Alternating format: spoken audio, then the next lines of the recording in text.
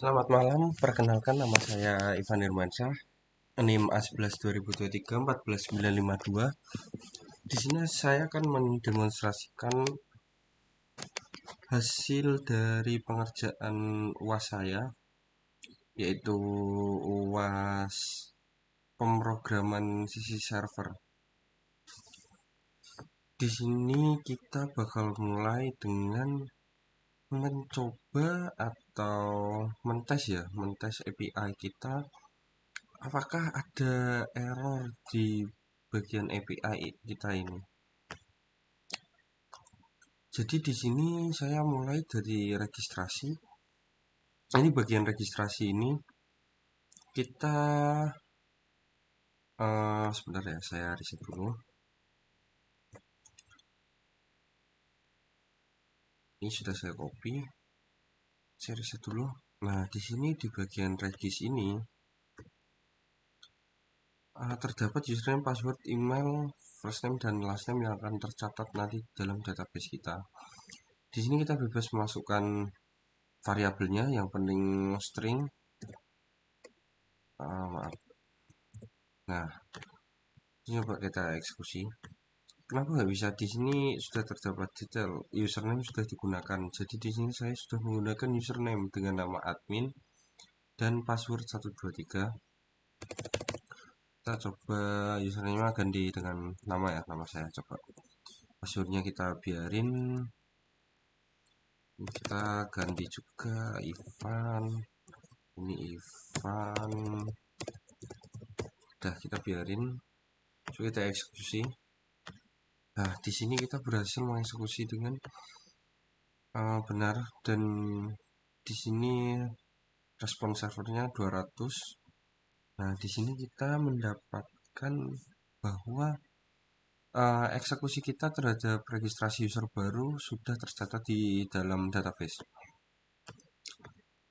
Nah, di sini bisa kita kopas saja ya bagian ini ya, Ctrl C. Dah, kita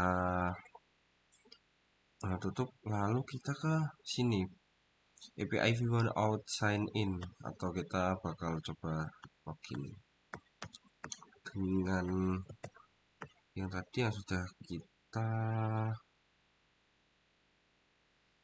masukkan ya. Ini sudah tercatat. Nah, ini sudah gini aja nggak apa-apa, nggak usah rapi-rapi. Nah, di sini kita bakal dapat akses. Kenapa kok dapat akses? Karena di sini tokennya bakal berguna. Jadi gunanya token di sini agar kita bisa mengetes atau mengecek ya di endpoint yang ada logo gemboknya. Nanti bakal saya jelaskan juga. Di sini kita coba list all course ya. Coba kita kosongin aja. Kita reset dulu. Cancel, try it out. Nah, ini hasil kita yang tadi, kita clear, kita eksekusi lagi. Nah, di sini menampilkan beberapa data mata kuliah yang masih belum saya atur. Responsnya juga 200. Lalu di sini ada create course. Kalau kita mau coba namanya server description backend specialist, price bebas lah, kita 400. Image-nya kita strip aja, execute. Nah, di sini kodenya sudah merespon ya. Kita ID 102, berarti kita ininya ke 102. Ini server backend spesialis. Nah, media mungkin karena kita nanti mencantumkan media dari localhost kita, mungkin nanti bisa ketembak di database juga. Di di sini ada del course. Itu kita bisa mencari bebas course. Misal kita udah ngisi course nanti mungkin course 9 kita eksekusi. Nah, di sini kita ada sini sudah kecatat ya. Ini pokoknya ada ID ke 9 terus tampilin matkul ke 8. Deskripsinya ada, created ad-nya juga ada. Nah, oke, kita lanjut.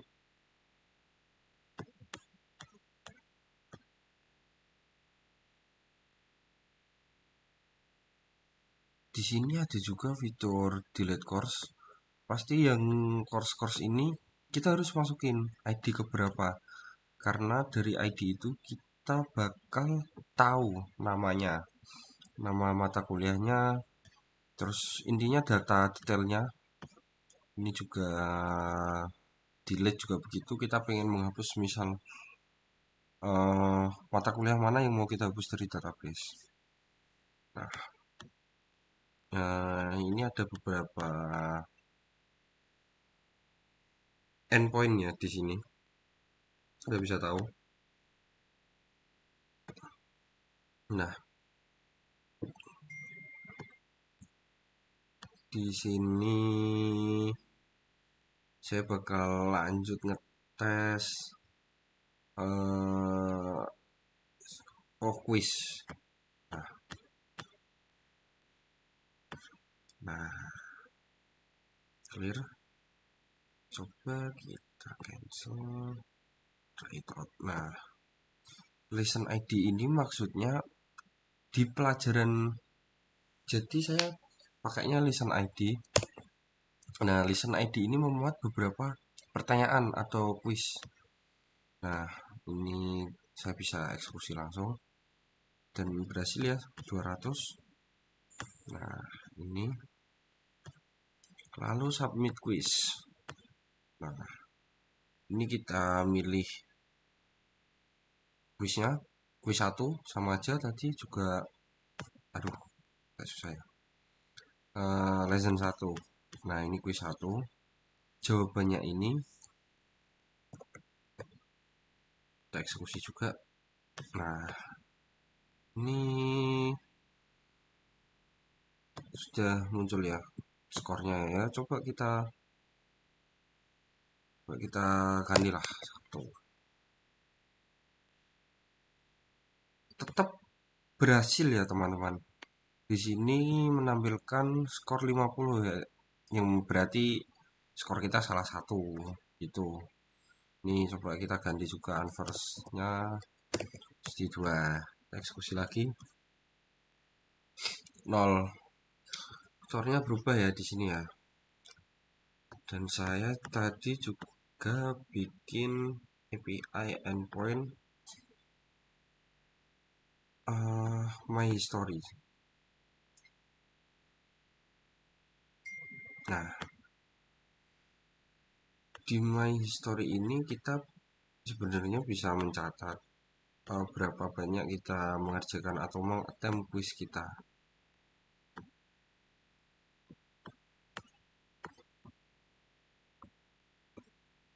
Ini tas ID, eksekusi 200 juga. Nah, ini juga muncul hasilnya ya, berhasil di eksekusi ya. Saya mau tes satu fitur coba.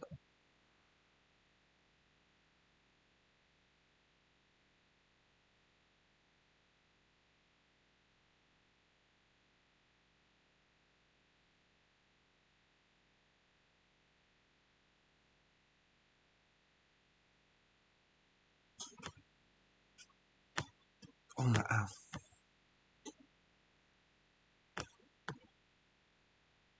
tuh di sini ya kita coba.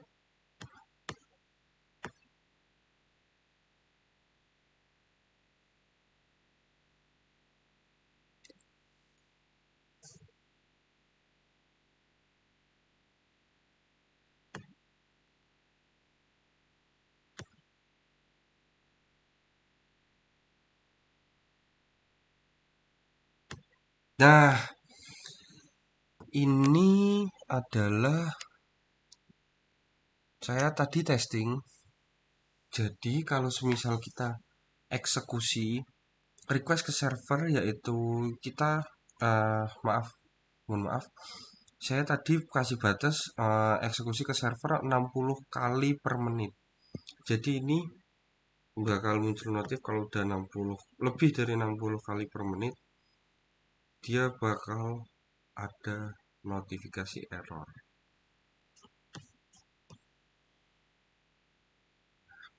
Mungkin cukup sekian aja ya tesnya ya.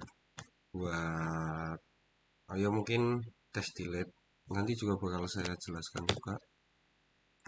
Eh,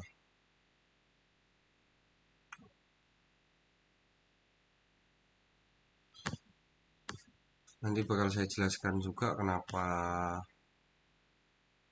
report status, terus quiz, get quiz dan submit belum ada logo gemboknya.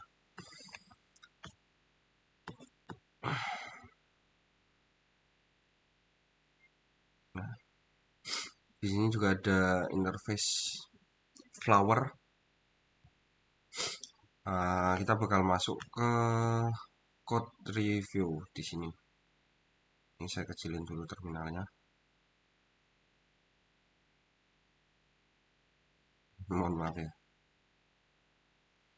Kita mulai dari API dulu. Di API di baris-baris awal ini cuma dasar-dasar kita. Terus kita bakal masuk ke sini ya. Tadi kenapa kita error pada saat request ini? Di sini ada fungsi error rate limit, yaitu fungsi untuk mengetes limit atau kita bisa melakukan request ke server, dan server mempunyai batasan. Dan ini utility function, yaitu ada size, mohon maaf, size untuk kita batasi berapa MB kita bisa upload ke dalam server tersebut.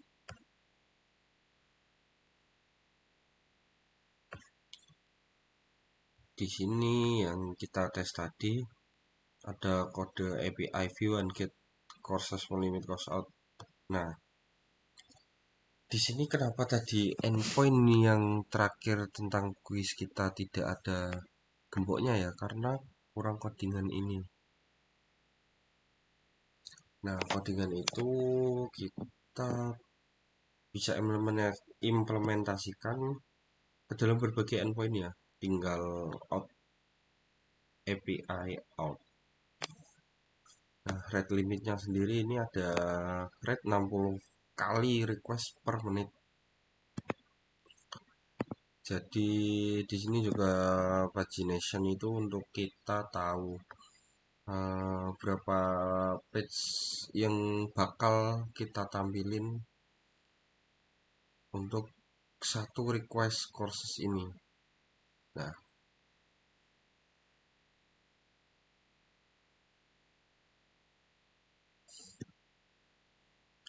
di sini juga kita sudah memakai dari materi yang ketiga ya, biar mengatasi load di server atau servernya nggak lambat. Ini tadi buat endpoint. User endpoint ini untuk jembatan awal kita. Semisal mau bikin user ya ini API-nya. Jadi register. Terus kita hmm,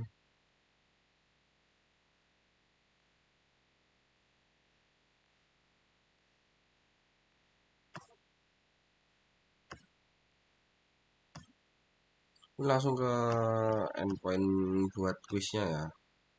Nah, di sini sudah mulai privilege related ya. Karena untuk load, karena ini mungkin kuisnya isinya cuma dua ya, kita nggak usah pakai privacy related juga bisa. Ini jaga-jaga kalau misal skalanya lebih besar, jadi pakai privacy related. Kalau kalian cuma 2 soal, 5 soal, 7 soal itu masih enteng. 10 soal, nah kalau nanti mungkin kuisnya udah skala besar, misal kuisnya ada 5.000, itu wajib pakai private biar nggak lama testingnya. Nah, di sini juga ada kode buat link URL-nya ya. Di sini ada URL patterns, yaitu beberapa endpoint ya. Ini linknya nanti. Ketika kita ini buat nyambungin dari API v1 tadi ke URLs biar API v1 itu bisa tampil. Ini juga ada URLs tampilan utama kita. Nah, di sini ada ini ya, API v1 ya. Kemarin saya bikin juga API v2 buat testing. Cuma ini saya komen dulu karena belum tahu cara mengatasinya. Dan juga di sini saya tadi sudah pakai Redis. Jadi Redis caching ini berfungsi untuk mempercepat atau mendukung kinerja dari backend server kita sendiri ya. Dan juga Celery. Mereka ya satu paket lah, Celery dan Redis ini. Nah, di sini ada admin juga.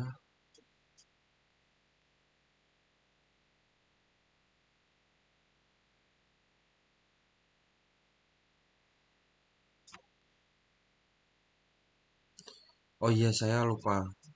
Jadi di skema ini, skema ini juga membantu kita ya buat validasi dari API kita ya. Nah, di sini ada beberapa skema ya, logic atau kita juga tahu ini ID, name, description, price, image. Tadi kita image juga sempat kosongin buat model skema ini. Jadi kayak kelas awal kita punya ID, name, description, price, image. Kalau nanti mungkin skalanya lebih besar ya, jadi tambahin aja ke bawah. Kita punya berapa kelas untuk diimplementasikan ke skema. Terus ini arsitektur atau struktur ya, ini struktur web saya atau server saya kayak seperti ini. Sangat-sangat sederhana. Buat Docker Compose formatnya juga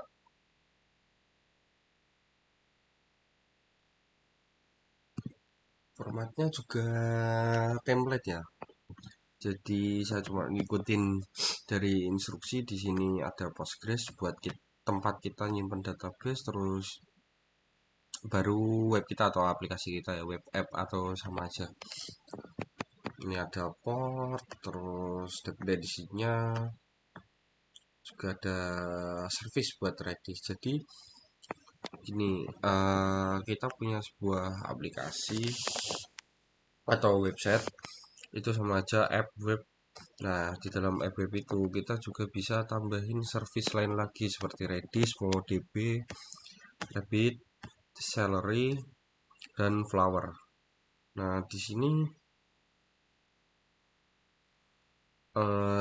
sudah tidak ada error. Dan nanti hati-hati pada saat mau revisi Docker Compose .yml ini karena dia sangat sensitif dan rawan kena error.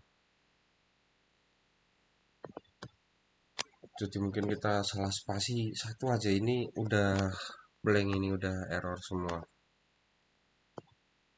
Buat readme ini saya sudah tampilkan readme-nya, berbagai tutorialnya. Terus ini setting ini untuk spesifikasi web kita. Jadi ada beberapa service di sini ya. Jadi kalau misal kita udah nulis di Docker Compose, kita pengen apa terus di set requirement ini kita belum setting ya, ya percuma, sama aja karena kita pakai Docker. Nah ini mungkin sekian aja data kita bisa suruh AI untuk mengembangkannya nih. Ini ini udah pakem banget buat datanya ya. Terus di bagian migrasi juga ada beberapa migrasi.